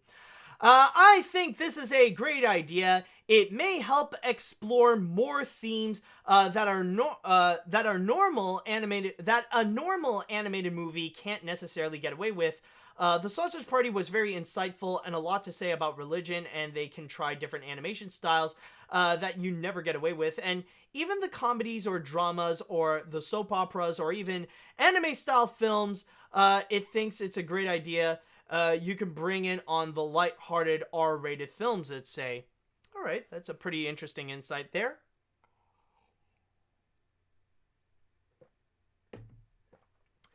Alrighty then. So with the next story that I have here, honestly, this was kind of a surprise, and I didn't expect this kind of news would actually appear, especially with these familiar names combining together. It seems like a strange idea, but honestly, this is something that I feel like, I don't know what's gonna happen, but I think this is gonna be pretty good. I think I'm already sold on this. And what I'm gonna be talking about is an animated Transformers movie. Yes, Paramount and E1, which is owned by Hasbro, has hired Josh Cooley, who recently was the director of Toy Story 4, in order to go and direct a theatrically released prequel to Transformers. And apparently, they have already gotten a script that has been written by the Ant-Man writers, Andrew Barrer and Gabriel Ferrari. And I mean, like, they have written the Ant-Man movies, like the original Ant-Man and also Ant-Man and the Wasp. Those are the guys that are going to be writing this movie. And in the case right over here, what this is going to be about, it is stated here on my source on Deadline that it takes place on Cybertron, the planet from which the good guy and bad guy robots came. The film revolves around the relationship between Optimus Prime and Megatron, and so far that seems to be the only thing that we know about it so far. And it seems like it's well ahead in production. Like, apparently the script is already written, and Josh Cooley right now is stated to be overseeing the final draft with the writers right now. And on top of that, The thing is, if you guys are curious regarding where does this take place in the world of Transformers that we do have right now, the thing is, though, is that apparently this is going to be a standalone movie. This will have no affiliation to... Oh, excuse me, that just came out of nowhere. But this has no affiliation to any of the Transformers films done by Michael Bay, nor will it have any association with the Bumblebee spin-off film, which was directed by Travis Knight. And apparently, it also stated as an extra, it says that those writers have been working on the animated film for several years, going back to when they joined a writer's room meant to expand the Transformers universe. So apparently, this idea to make an animated standalone Transformers movie has been going on for a very, very long time. And as you guys probably know, with Transformers, Paramount is pretty much looking for ways to go and really expand on the franchise, to not just make it about Transformers alone, to not make it just about the Michael Bay Transformers movie. Like, they want to go outside of that and want to try to go and bring it to a new direction. This is essentially why we have Bumblebee, and why that film is a lot more different than the Michael Bay films, and why it's not necessarily associated as much with that movie in particular. So they really want to bring Transformers to a new direction that is outside of Michael Bay, and apparently this is actually one of them.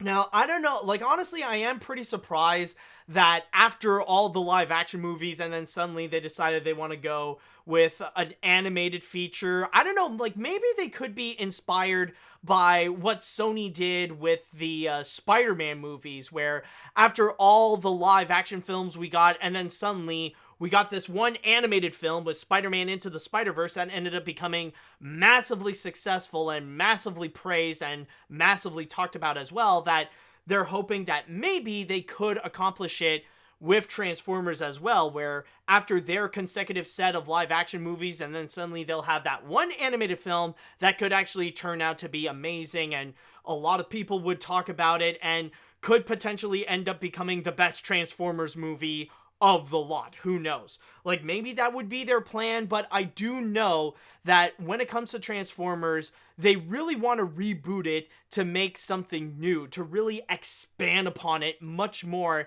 than what we already have right now.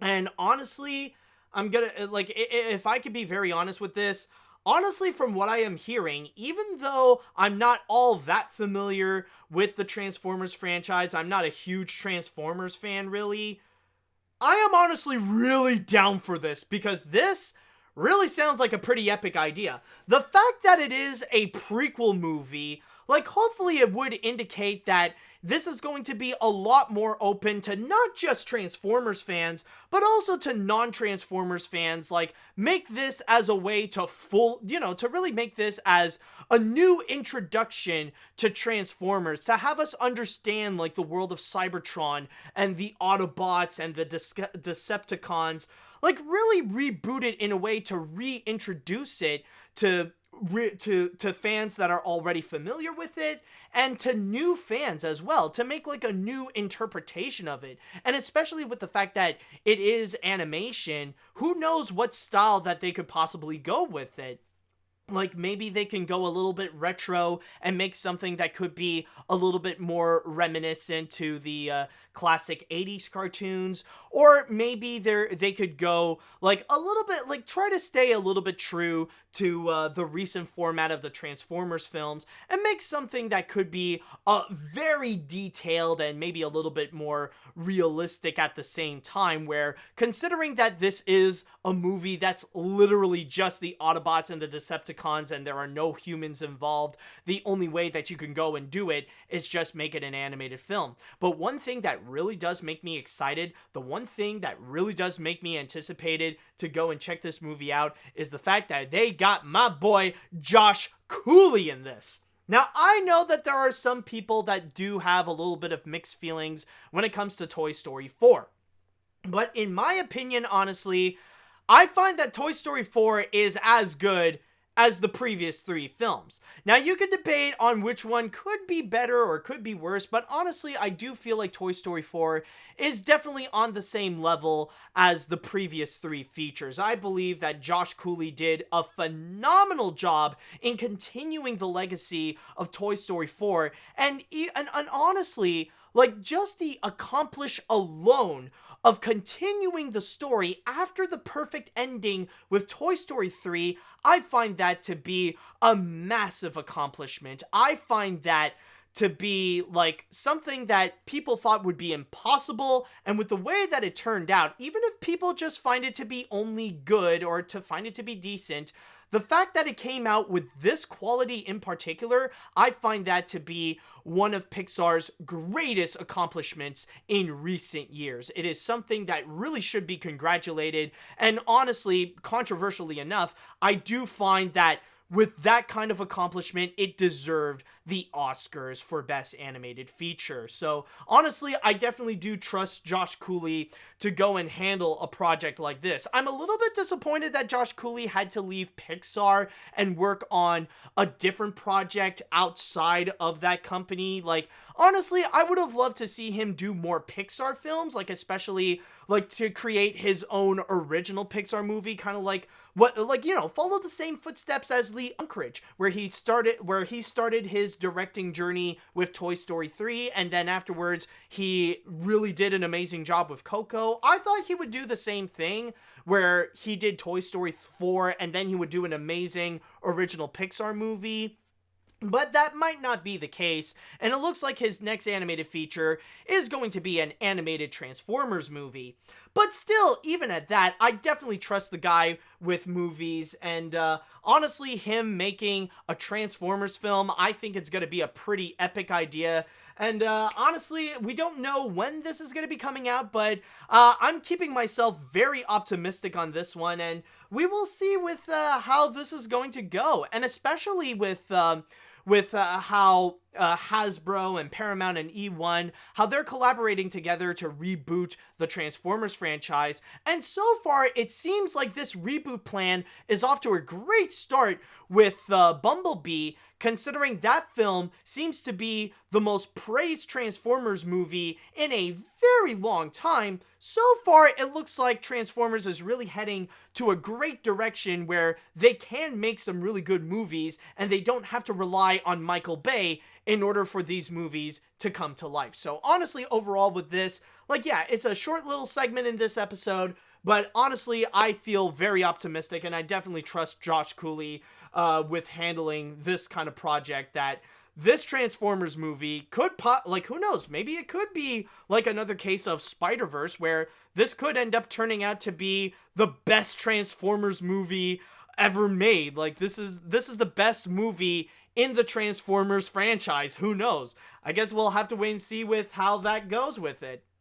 Alright, so with that said, I would like to go into the chat wall, and I would like to ask, what do you all think about this Transformers prequel by Josh Cooley? Are you guys excited for this project? Are you a little bit doubtful? Let me know what you think, and especially if you are a Transformers fan, I would love to know your opinion on this one. That would make it very interesting. Okay, so let's see what we got here. Now, this sounds interesting, especially since this movie will take place on Cybertron instead of Earth, and perhaps seeing the beginning of the war between the Autobots and the Decepticons. I do wonder, though, if this movie will be a lot more violent than any other animated movie, since you can get away with a lot more damaging robots when compared to humans. Honestly, yeah, I think they could. They absolutely could, because the thing is, if you really do think about it, it really is like the case of Teenage Mutant Ninja Turtles in the cartoons.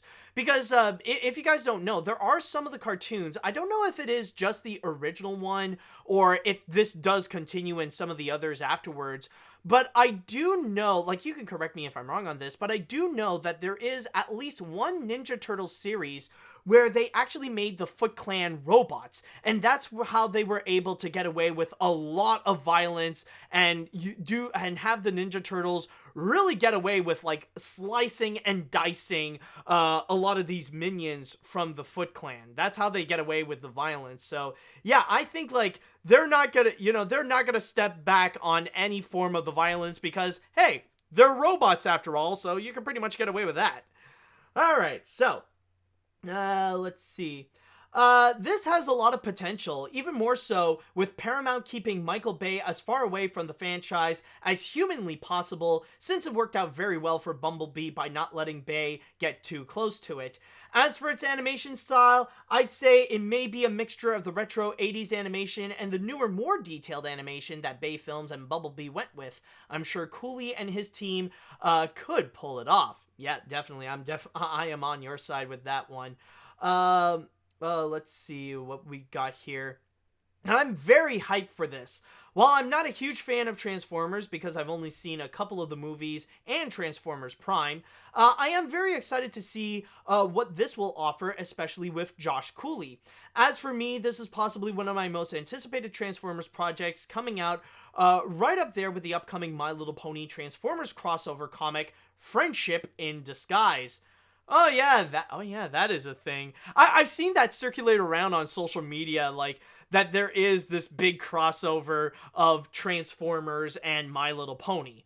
And I mean, I guess it shouldn't be that much of a surprise considering that they are two major they are two major Hasbro properties, so why not mix them together and just see what happens? Especially when the gender barrier has pretty much been broken, where now guys and girls love My Little Pony, and guys and girls and other genders as well love Transformers and you know, and all that kind of stuff. So like, why not just have them together and just see what the fridge happens? Okay, so let's see, what else do we got here? What other comments that we have? I'm pretty excited for this animated Transformers. The garbage live-action movies have no substance except for Bumblebee, which was solid. I didn't love Toy Story 4, but Cooley is a good director. He can handle the heart of a movie. I also love the first Ant-Man movie, so the writers are good too. And that is also an additional factor, is the fact that we do have the writers of the Ant-Man movies being involved with this project. So if you are a fan of those movies, then you could definitely trust them to handle a Transformers movie, even if it's been like apparently literally years since this has been in the works, that they've always wanted to make an animated Transformers movie. Well, at least now it looks like something might come out of it. Let's see now. The Transformers movies were always a guilty pleasure for me, but seeing that a prequel story, possibly about Optimus and Megatron's lives on Cybertron, sounds exciting. Although I know it will be from the guy who made Toy Story 4, I now have to ask, how many times will I cry? Oh my god. That is an interesting question. How many times will you cry on this? Honestly, I don't know, but if Josh Cooley is capable of making audiences cry with Transformers, then I think it would really solidify how much power he has as a director. So honestly, that would be a great question to ask Josh. Okay, so I'm going to read one more comment before we're going to jump onto the final story that we would have.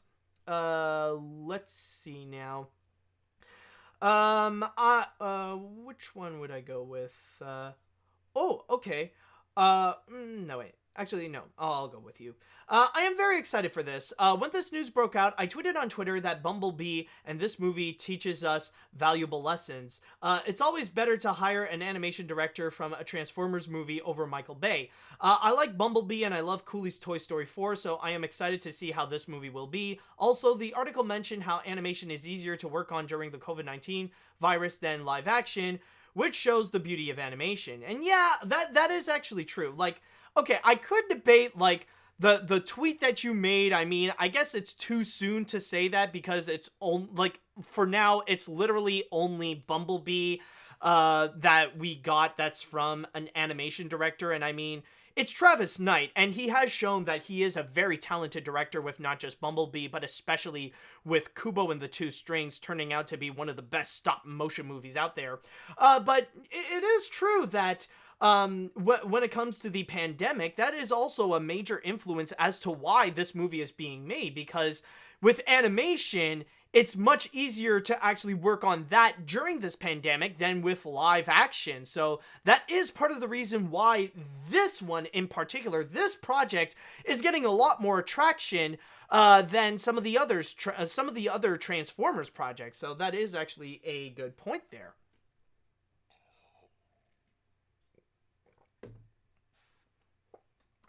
Okay, so now it is time that we shall go into the grand finale of all this. And with this grand finale, after all the talks that we have had, after all the talks of Trolls World Tour and Sony's adult animated movies and an upcoming Transformers film from the director of Toy Story 4, I think it is time that we need to relax with a calmer bit of news. Something more relaxing, something more pleasant, something that a lot of people would be highly anticipated for. And what I am talking about, of course, is another Disney live-action remake, because we certainly cannot get any more of those. And yes, in this case here, it is going to be a live-action remake of the 1997 fan-favorite Disney film, Hercules. And so far, what seems to be happening with it is that we do know who's going to be the writer of it and who's going to be the producers of it. We have no confirmation regarding anyone else, regarding any new songwriters, any new people in the cast, or anyone else that is in the crew, not even a director. Now, what we do know is that the writer of this is going to be Dave Callaham, who previously wrote The Expendables, and it even said that he is the action scribe who launched the Expendables franchise, and right now he is also the writer for the upcoming Marvel movie, Shang-Chi and the Legend of the Ten Rings. But the biggest thing about this, probably the biggest names that are attached to it, and probably two of the most unexpected names that you would expect to be attached to a Disney live-action remake like Hercules, is that the producers of this is going to be Joe and Anthony Russo.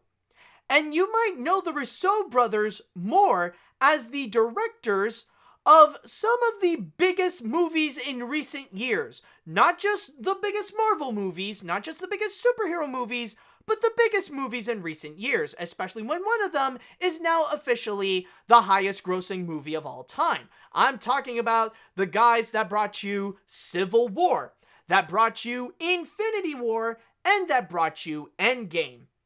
And in this article, it did heavily state that they are not going to be directing it, but instead they are just going to be producing it via their AGBO banner, or AGBO banner. So that's so far the only thing that we do know about it, is that we got a writer, and it's from the writer of Shang-Chi, and we also got the producers of it, and that Disney wants to go and make this. And I think it's safe to say that with these big names attached to it, this is not just going to be some little Disney Plus thing. I think they're really going to go big, and they're going to put it on Disney. They're not going to put it. They're not going to put it on Disney Plus, but they're going to put it on the big screen. They're going to make it their next big, major motion picture event. And I just want to go and start things off by commenting that, honestly, it should not be a big surprise that with all the live-action remakes they want to do, of course they want to do something like Hercules, especially when nowadays it is considered a major fan-favorite film. But then, at the same time, it is a movie that is a part of the Disney Renaissance, and so far, it seems like the most successful Disney live-action remakes are the ones from the Disney Renaissance, especially when the big ones that have surpassed $1 billion include Aladdin, The Lion King, and Beauty and the Beast. And we know that there are Anyways, We know that a couple of them that are going to be coming up are from the Disney Renaissance as well. Mulan is going to be the next to appear coming this July, and we know that The Little Mermaid is going to be right around the corner. Now, of course, we do know that we do know that there is no way that Disney would go as far and actually make a live-action remake to The Rescuers Down Under, and that pretty much leaves us with 3 movies: Pocahontas, The Hunchback of Notre Dame, and Tarzan.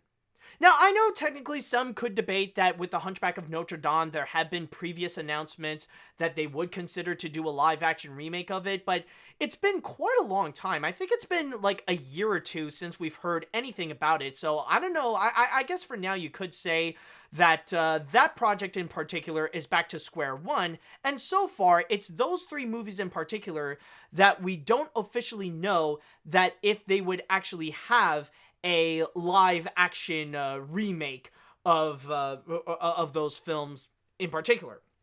So the thing is, what I want to say is that, yes, now that we do have Hercules in that lineup, I just want to say it's going to be no surprise that those 3 remaining movies will also have a live action remake. It will only be a matter of time. Even if they'll just end up becoming like just exclusively to Disney Plus, or they would release it on the big screen.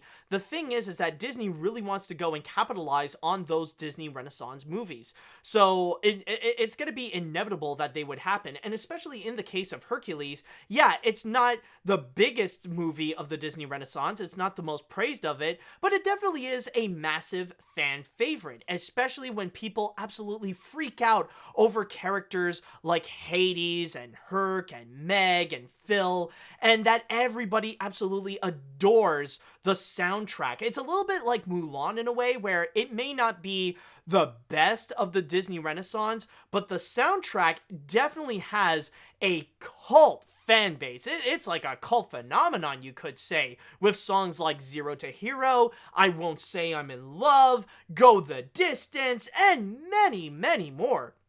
So it is a major fan favorite film that it shouldn't be a surprise that Disney it shouldn't be a surprise that Disney would want to go and take the opportunity and turn Hercules into a live-action remake. I mean, things are going well with the previous live-action remake, so why not go and throw Hercules into the mix to really capitalize on the nostalgia of those characters and those songs as well? Why not really go into that?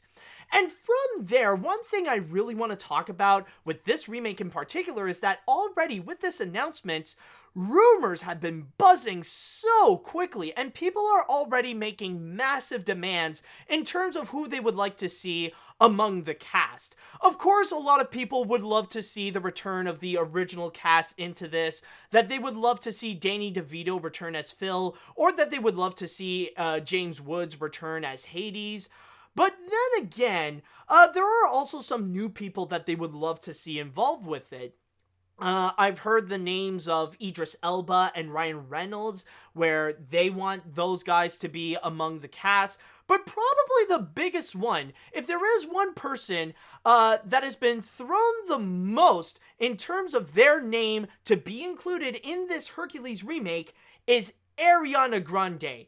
That's the one that people talk about the most in terms of casting, is that people really, really, really want to see Ariana Grande as Meg in the film. Why Ariana Grande? Well, it's mainly because of the recent family sing-along special that they did not too long ago. You guys know what I'm talking about. It's that little special on ABC where they gathered up a lot of these celebrities where they're pretty much singing Disney songs at home, and that's pretty much it. And apparently, one of the big standout moments is actually Ariana Grande's performance, where she sang her interpretation of I Won't Say I'm in Love, and that got some major praise from it. People absolutely loved it, and they loved the editing of the way that it's pretty much Ariana Grande playing everyone, not just as Meg, but also as playing all the muses as well.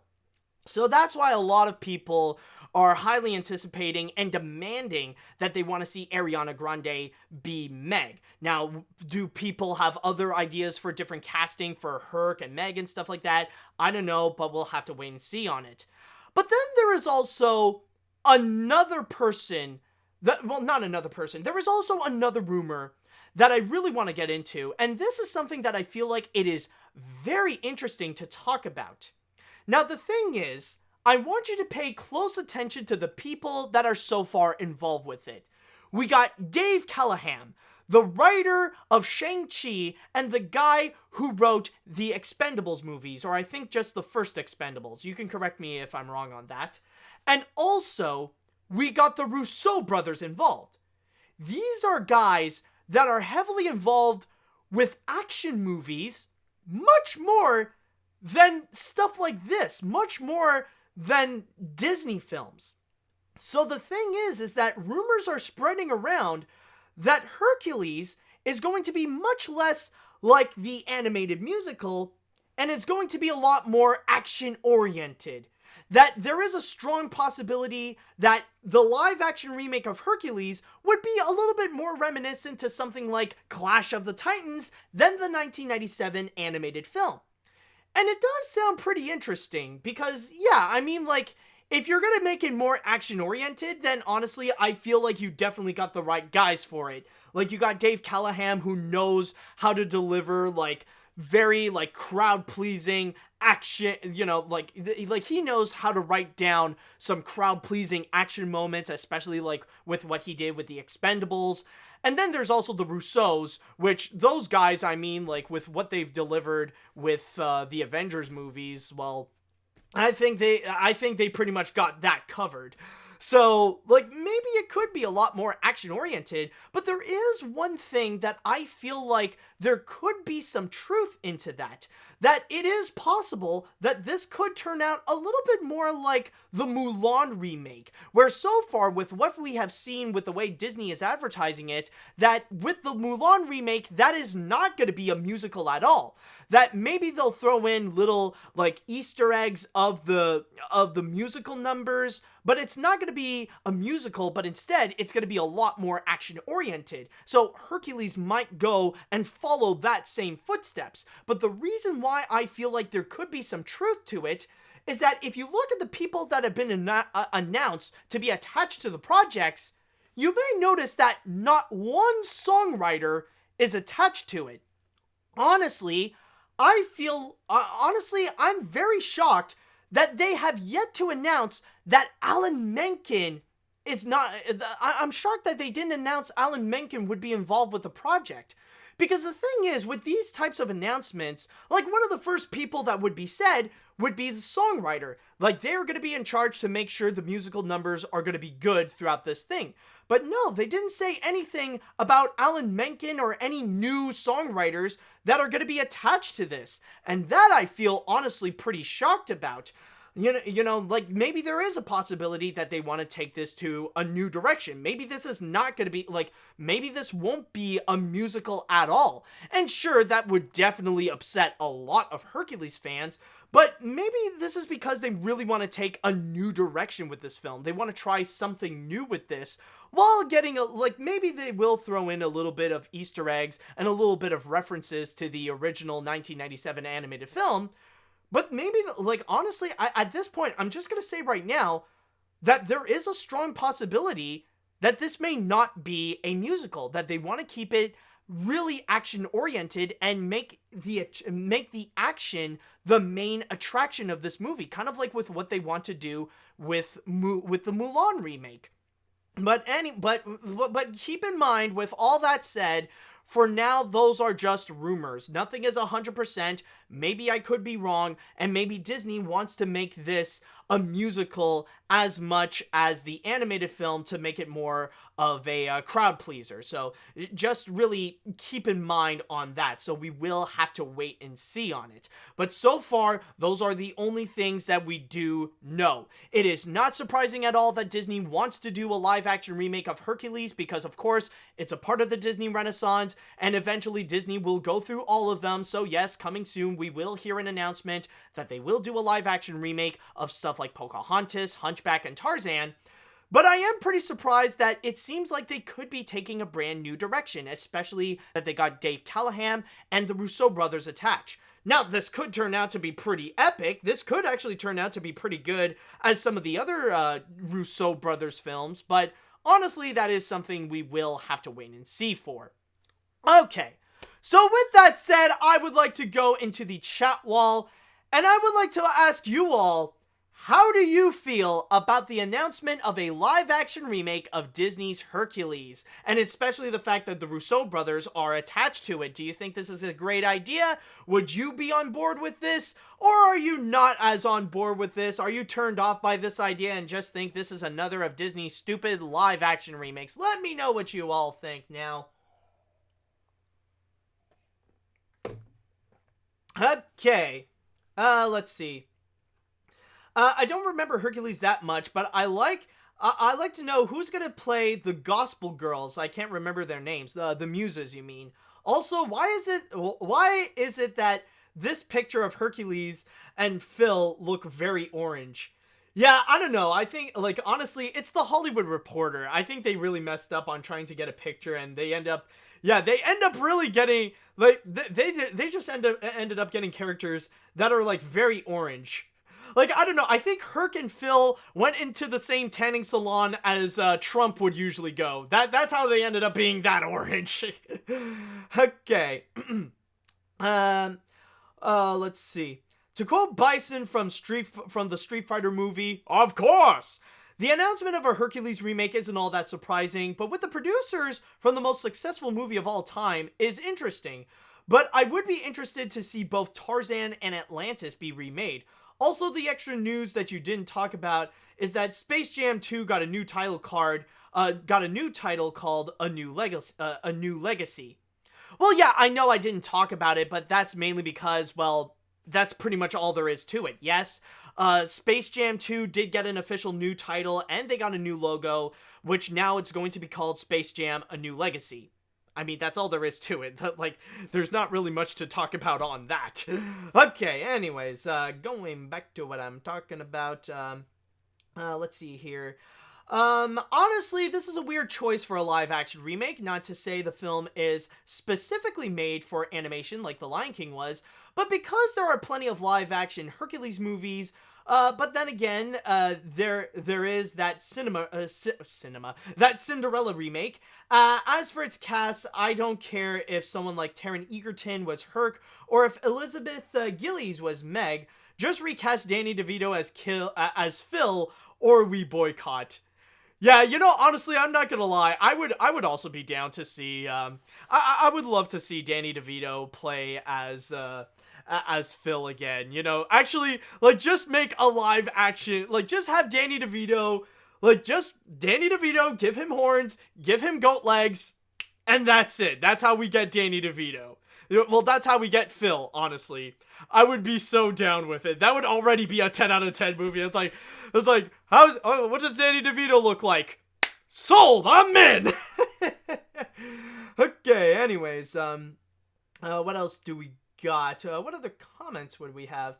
As someone who actually got the chance to meet Susan Egan on a Disney cruise once, I'm actually really excited for this, especially with the Russo brothers involved, though it'll be a little disappointed if they ditch the songs. It's a sacrifice I'd be willing to deal with. Yeah, that's the thing. Again, those are rumors, and those are just speculations. This is just a guess because they didn't immediately announce a songwriter for this, but it's something we will have to wait and see on. Let's see. I'm actually a bit optimistic. If they could take in a different direction and make it different for the animated film and not have it be a shot-to-shot remake, I am happy that the Russo brothers are involved. I love Endgame, so we'll see. Huh. That's nice. Yeah, wow, it's actually surprising to see some people might be optimistic for this. Let's see. Out of all the Disney live-action remakes that Disney is developing, Hercules is one I'm concerned the most. It's not that I don't love the film, I like it, it's just this is one of those films that need to be careful of this film. This was one of my sister's favorite films before she passed away, and I just want to see how Disney treats it. I hope they don't tarnish it too much, or otherwise I would not be on board to seeing it. Please don't ruin it, Disney. Oh, I see the... Okay, I can see how you can have a personal connection with it. Let's see now. I have not seen the original film, but this remake does sound unique, and it could be in the same league as the Mulan remake, as it would focus more on the action more than the songs. I don't know if I'm going to see it, but we'll have to wait and see. Yeah, I think that whole comment is a whole wait and see kind of thing. Let's see, what else do we have? I'll go and read one more before we cap things off. To be honest, this sounds really promising. For starters, the writers and producers really seem to be promising people to make this kind of movie, even if the concept you brought up does seem like it can work for this to be made into a great film. Who knows? We'll see how it will turn. I mean, who put the clad in the gladiator? Yeah, that sounds pretty much it. That sounds like it. And with that said, I think that shall conclude another fantastic episode of AniMat's Crazy Cartoon Cast. Wow, what an epic episode it has been. And I am so glad that you guys have been a part of this epic adventure. And we will see if next week we shall know if... this craziness shall continue. It's been a lot of fun so far, but I would just like to go and say thank you so much for watching, thank you so much for listening, and until next time, see you later, dudes!